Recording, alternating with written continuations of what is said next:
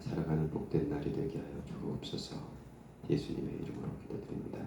아멘. 열왕기상 2장 36절부터 46절까지 말씀 살펴보겠습니다. 열왕기상 2장 36절부터 46절까지입니다.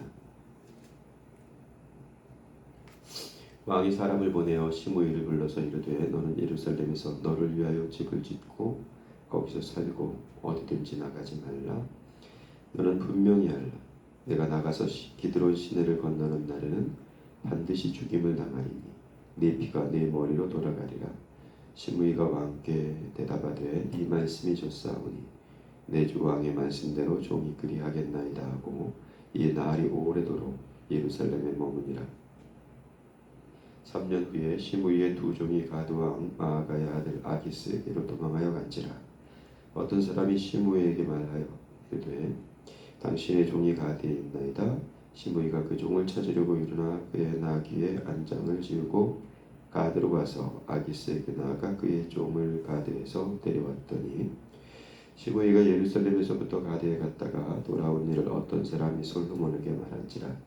왕이 사람을 보내어 시므이를 불러서 이르되 내가 너에게 여호와를 두고 맹세하게 하고 경고하여 이르기를 너는 분명히 알라.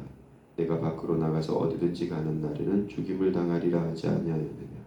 나도 내게 말하기를 내가 들은 말씀이 좋으니이다 하였거늘 네가 어찌하여 여호와를 두고 한 맹세와 내가 내게 이른 명령을 지키지 아니하였느냐.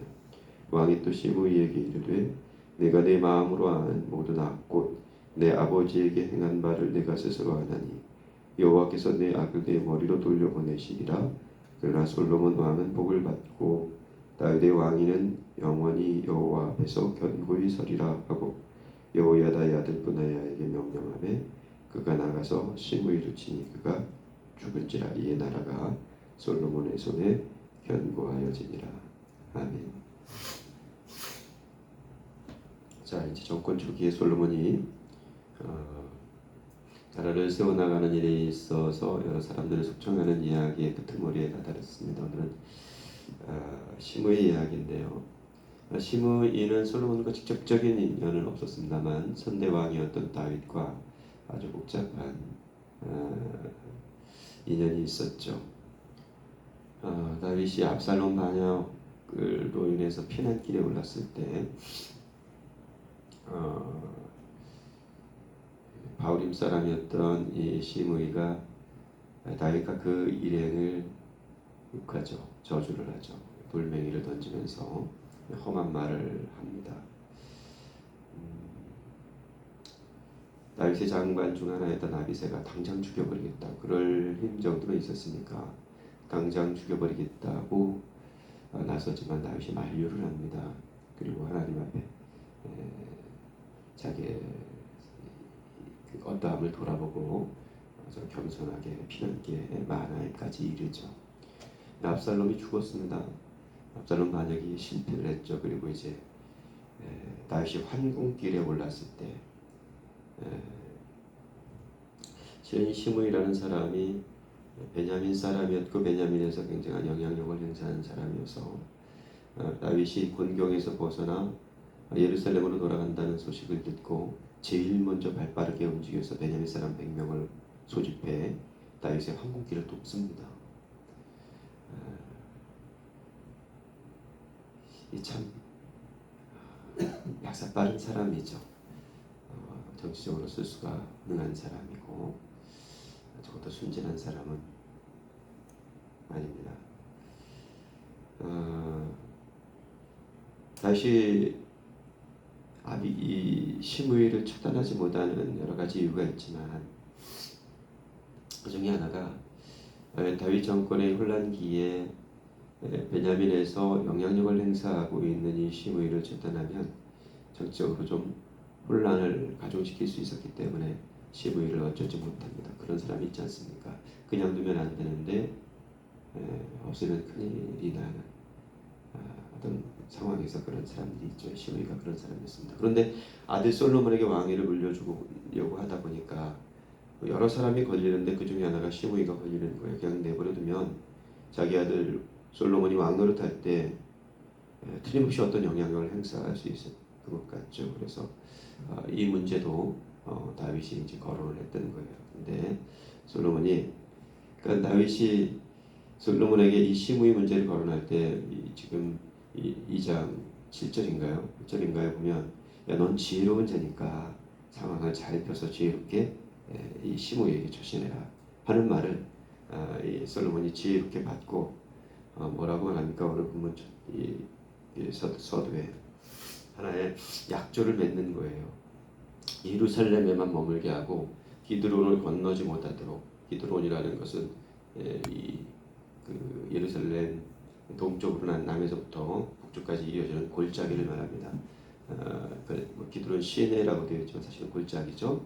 그 골짜기를 건너지 말아라. 그 골짜기를 건너서 네 고향 바오림까지 이르지 못하게 하는 겁니다. 그래서 거기서 세를 결집하거나 또 다른 도모를 하지 못하도록 예루살렘에만 머물도록 집을 마련해 준 거예요. 그리고 시므이도 좋다 이렇게 말했단 말입니다. 그리고 3년이 지났어요. 그런데 무슨 소식이 들렸냐면 시므이의 종 두 사람이 건너간 거죠. 아기스에게로 갔다는 소식을 들은 겁니다. 그러니까 이 시므이에게 종이 여럿이 있었다는 걸 알 수가 있겠죠. 그러니까 사실 부유한 생활을 하고 있었구나 이걸 알 수 있습니다.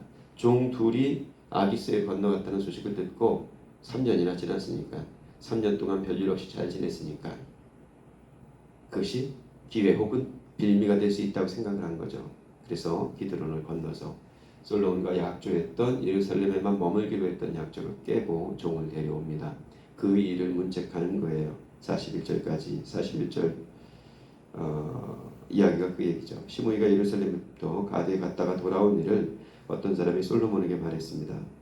왕이 사람을 보내 시므이를 불러서 뭐라고 말하냐면 내가 너희 여호와를 두고 맹세하게 하고 경고하여 이르기를 너는 분명히 알라 내가 밖으로 나가서 어떤지 가는 날에는 죽임을 당하리라 하지 아니하였느냐 너도 내게 말하기를 내가 들은 말씀이 좋으니이다 하였거늘 네가 어찌하여 여호와를 두고 한 맹세와 내가 내게 이른 명령을 지키지 아니하였느냐. 왜 이 시므이는 솔로몬과의 이 맹세 약속을 지키지 않은 걸까요? 도전 겁니다. 쉽게 여긴 거죠. 다윗의 피난길에 이 시므이는 다윗의 왕위를 아주 쉽게 여겼습니다. 우습게 여겼죠. 자기가 함부로 욕해도 된다고 생각을 했습니다.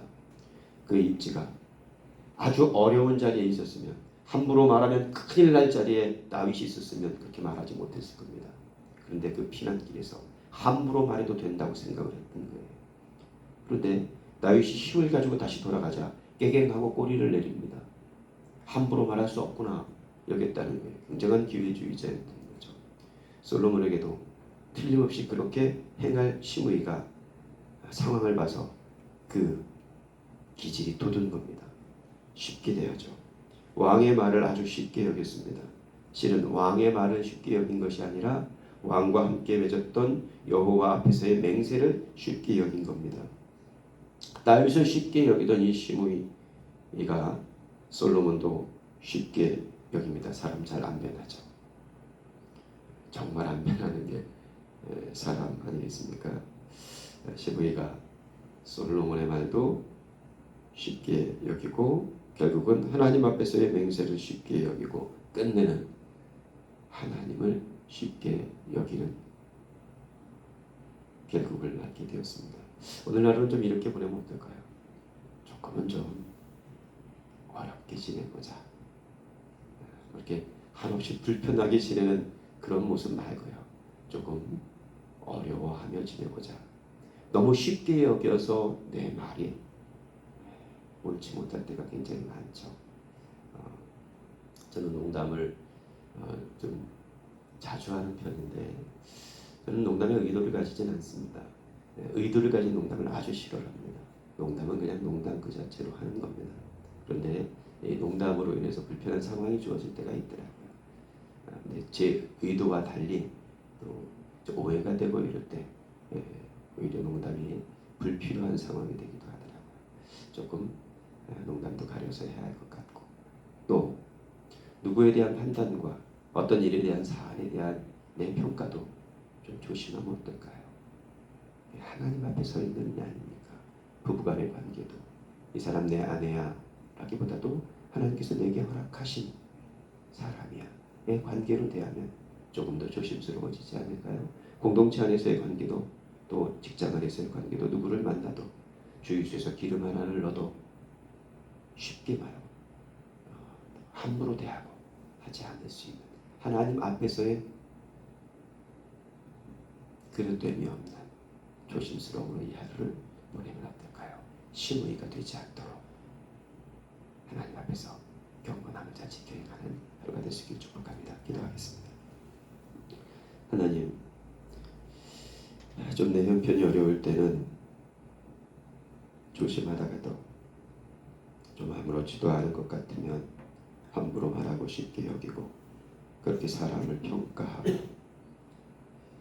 저 사람을 하대하면 내가 조금 나아지는 것 같은 착각과 오해 속에 빠지고 그런 심의가 되지 않게 오늘 이 말씀을 우리에게 주셔서 감사합니다. 하나님, 다윗을 함부로 했던 심의가 솔로몬과의 약조를 지키지 못하고 솔로몬에게도 함부로 했던 모습을 우리가 조심하면 우리의 삶 속에 적용하고 살펴 이 하루를 살게 하여 주시옵소서. 언제든 심의가 될 수 있는 우리의 자리를 하나님과 성령의 은혜 앞에 내어 맡겨서 어떤 상황 누구 앞에서든 하나님 앞에 하듯 할 수 있는 거룩함과 경건함으로 이 하루를 살게 하여 주옵소서. 이 일을 위하여 우리가 기도하게 하시고 그렇게 우리가 주님과 동행함을 만민이 할 수 있는 복된 날 되게 하여 주옵소서. 살아계신 예수님의 이름으로 기도드립니다. 아멘. 자유롭게 기도하시고 들어가시기 바랍니다.